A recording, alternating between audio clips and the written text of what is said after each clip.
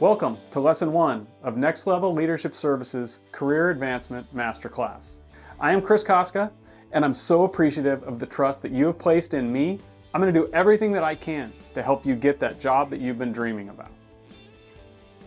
This first lesson is very important. If you don't get this one right, you may not even make it to the interview. This session is about the application. The application represents the first formal step of the selection process that the district is going to see. It's your chance to make a positive first impression and show your attention to detail, a skill that all leaders must have. Job applications are created to give the people paper screening a quick overview of you, the candidate. It's a snapshot in time that is then supported by the other required attachments making up the application packet. The three most important things to consider when completing your application are completeness, accuracy, and timeliness. If you fail to submit your application that shows your attention to detail, in this case completeness, accuracy, and timeliness, you do so at your own risk. I have personally eliminated people from consideration for administrative positions due to their application alone. I never even looked at their resumes or cover letters. When it comes to the application, keep it simple, keep it accurate and error-free, and be sure to submit it in advance of the deadline. Remember that grammar and punctuation matter on that application. Don't be that person who decides to submit your application in all capital or lowercase letters. Yes, I've seen it, even on administrative applications. And finally, be sure that you complete your entire application. Answer every question that requires an answer.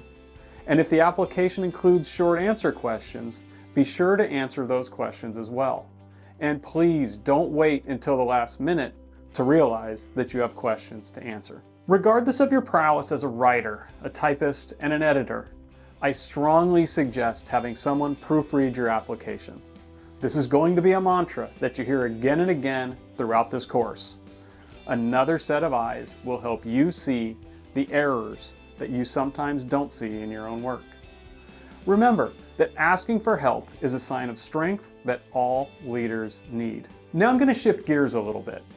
Not only should you make sure that your application is free of grammatical and typographic errors, it also must be free of another temptation: exaggerations of your skills or experience. Under no circumstances is it acceptable to exaggerate your skills or experiences on an application.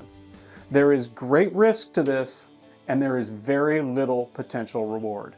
I have pulled a candidate from consideration just prior to a final interview for a principal position because of an exaggeration on their application. I have rescinded a job offer to an assistant principal because I found out that they had not earned a certificate that their application indicated they had earned. My thought was, if they're going to lie or exaggerate about this, what else are they going to lie or exaggerate about?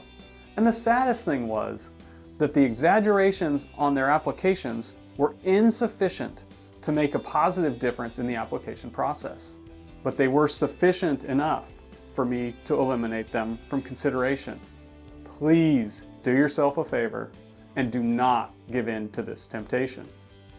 If you're missing some skill or experience that you believe creates a gap in your application that keeps you from being a qualified candidate, take the time, do the hard work to fill that gap.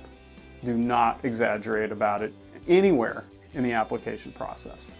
One more thing to think about when completing your application is online application websites that many districts use for application submissions.